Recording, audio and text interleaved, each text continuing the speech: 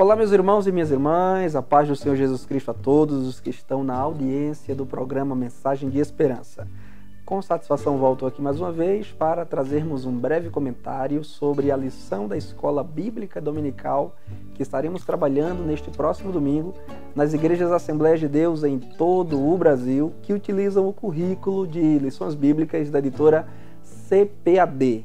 Neste trimestre estamos estudando o tema geral que é Batalha Espiritual, o Povo de Deus e a Guerra contra as Potestades do Mal.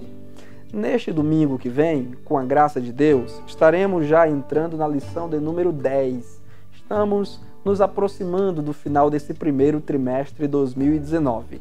E essa lição de número 10 nas classes de adultos trabalhará o seguinte tema: Poder do Alto contra as hostes da maldade. Mais uma vez, poder do alto contra as hostes da maldade. A lição está baseada no 8º capítulo do livro de Atos dos Apóstolos, que fala da chegada do evangelista e também diácono da igreja primitiva Filipe, através de quem o Espírito Santo operara muitos sinais e maravilhas numa região chamada Samaria, que fora antigamente capital do Reino Norte, o Reino de Israel, por ocasião da divisão de Israel em dois reinos, Reino do Norte com capital em Samaria, Reino do Sul com capital em Jerusalém. Aqui, Filipe, evangelista do Senhor, está chegando ao território dos samaritanos e com ele o poder do Espírito Santo que havia sido derramado sobre a igreja no capítulo 2 de Atos dos Apóstolos em Jerusalém. Aliás, antes de subir ao céu, Jesus havia prometido aos seus discípulos que seria derramado sobre eles o poder do Espírito Santo, a virtude do Espírito Santo que o Pai, em tempos antigos, já havia prometido. E quando este poder do Espírito Santo fosse derramado sobre os discípulos de Jesus Cristo, eles seriam testemunhas de Jesus, tanto em Jerusalém, Judeia, Samaria e até os confins da terra. Embora o próprio Senhor Jesus Cristo já tivesse antes passado por território de samaritanos e evangelizado alguns samaritanos, nós temos no Evangelho de João, capítulo 4, um encontro muito conhecido entre Jesus e uma mulher samaritana que foi evangelizada por Cristo e que trouxe depois outros muitos samaritanos para também ouvirem ao Senhor Jesus falar, e eles, semelhantemente à mulher, creram em Jesus Cristo. Aqui, no capítulo 8 de Atos dos Apóstolos, conforme a lição que será estudada domingo, nós vemos o Evangelho chegando agora com uma ênfase ainda maior e com uma repercussão ainda maior. E agora, acompanhado do poder do Espírito Santo, que ali estava operando muitos sinais e maravilhas, inicialmente através do evangelista Filipe, mas em seguida através dos apóstolos Pedro e João, que para lá foram enviados a fim de que os samaritanos tivessem uma mensagem e uma experiência mais completa com o poder do Espírito Santo. No primeiro tópico da nossa lição, nós estaremos vendo um contexto histórico e também cultural sobre essa região de Samaria. Quando ela foi fundada, por quem ela foi fundada, por que ela tem esse nome, onde ela se localizava e quem ali habitava. E também estaremos tangenciando no primeiro tópico a inimizade histórica alimentada entre judeus e samaritanos, que remete aos tempos em que Israel e o Reino do Sul, o Reino de Judá, foram divididos em dois reinos separados, mais especialmente a partir da destruição do Reino Norte, quando o reino da Assíria dominou o Reino Norte, o reino de Israel, e trouxe estrangeiros para ali habitar, e espalhou os judeus ou os israelitas do Reino Norte por muitas partes do mundo, e essa separação, essa mistura de israelitas com outros povos acabou que dando origem a uma certa raça mista de judeus com gentios, que nem eram totalmente judeus puros no sangue, apenas judeus, nem eram totalmente gentios. Daí serem samaritanos, uma raça misturada. A partir do ano 722 a.C., com a invasão do Reino Norte pelos assírios. Então, essa rivalidade entre os judeus do Reino Sul e os samaritanos do Reino Norte se intensificam de modo muito violento até mesmo os dias de Jesus, até os dias dos apóstolos de Cristo.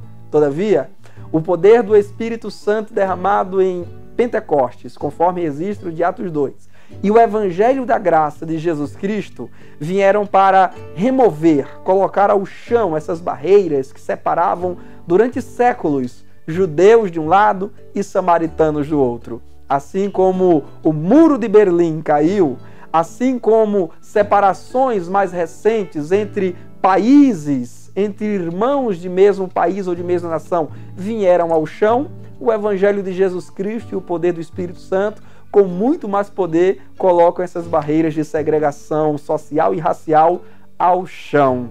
No segundo tópico, veremos justamente isso. Veremos a relação de Jesus com os samaritanos. É verdade que em alguns momentos os samaritanos recusaram Jesus em seu território por perceberem que Jesus era judeu. Todavia, Jesus não alimentou, Jesus não fomentou essa inimizade, essa indisposição histórica que existia entre esses dois grupos, porque Jesus Cristo veio para unir o que estava separado e de todos fazer um único povo, uma única família, pela fé em Deus, o nosso Pai. Nós vamos ver o poder do Espírito Santo atuando, especialmente na nossa leitura bíblica em classe, o poder do Espírito Santo atuando pelas mãos e pela pregação de Filipe, um dos 7 diáconos da igreja primitiva, de modo a deixar os samaritanos maravilhados, boquiabertos e trazerem muitos deles a fé no Senhor Jesus Cristo. Mas eu quero enfatizar o terceiro tópico, que é onde está, de fato e de verdade, a conexão com o tema geral desse trimestre, que é batalha espiritual, porque nenhuma das nossas lições desse trimestre está desconectada do tema geral. O tema geral é batalha espiritual.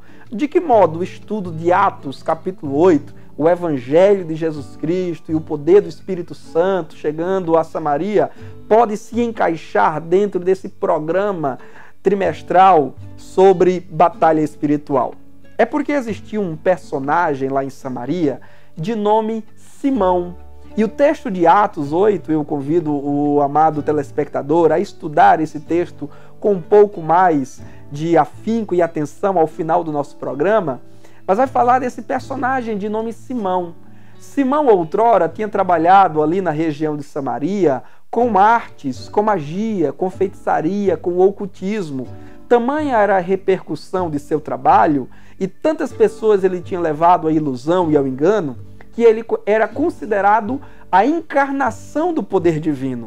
Ele era considerado uma emanação do próprio Deus, um agente, um emissário, a força encarnada do próprio Deus entre os samaritanos. Mas a verdade é que ele trabalhava com engano, com magia, com feitiçaria, com ocultismo. E você, meu amigo telespectador, sabe que Satanás também opera os seus sinais, as suas maravilhas, os seus milagres para manter as pessoas escravas do engano, da heresia e da mentira. Aliás, foi Jesus quem disse que o diabo é o pai da mentira. Todavia, ouvindo os servos do Senhor, Filipe, Pedro, João, pregarem a palavra e o evangelho com grande poder, Simão abraçou a mensagem e diz o texto que ele creu em Jesus Cristo. Ele creu no evangelho que os apóstolos do Senhor estavam anunciando. Alguns comentadores bíblicos vão dizer que essa fé de Simão não foi uma fé verdadeira, que a crença dele não foi uma crença genuína. Por quê? Porque logo em seguida, o Simão, ele vendo o poder do Espírito Santo sendo ministrado sobre os samaritanos através da imposição das mãos de Pedro e João, ele chega aos apóstolos do Senhor e oferece dinheiro para receber também aquele poder para igualmente operar sinais e maravilhas. Então, alguns comentadores bíblicos vão dizer que por causa dessa oferta feita por Simão, a fé a que o texto bíblico faz menção anteriormente não era uma fé genuína, não era uma fé verdadeira. Entretanto, não precisamos necessariamente abraçar essa tese, porque há a possibilidade da fé de Simão ter sido uma fé, a princípio, autêntica, mas não duradoura. Você se lembra que no trimestre passado nós estudamos sobre a parábola das sementes contadas por Jesus. E alguma porção da semente caiu sobre pedregais. Ela germinou, mas porque foi sufocada pelo sol e não tinha terreno, logo veio a morrer. Outra porção de semente caiu entre os espinhos, e como foi sufocada pelos espinhos quando cresceu, também logo veio a morrer. A possibilidade da palavra ter verdadeiramente germinado no coração de Simão.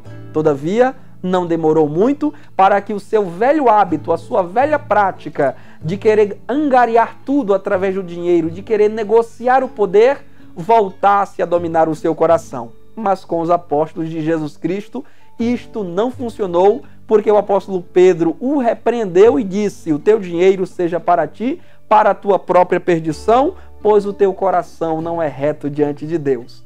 A grande batalha espiritual nessa lição do nosso próximo domingo, eu a chamarei de a batalha contra o engano, contra as heresias e contra a avareza, que infelizmente tem dominado o coração de muitas pessoas.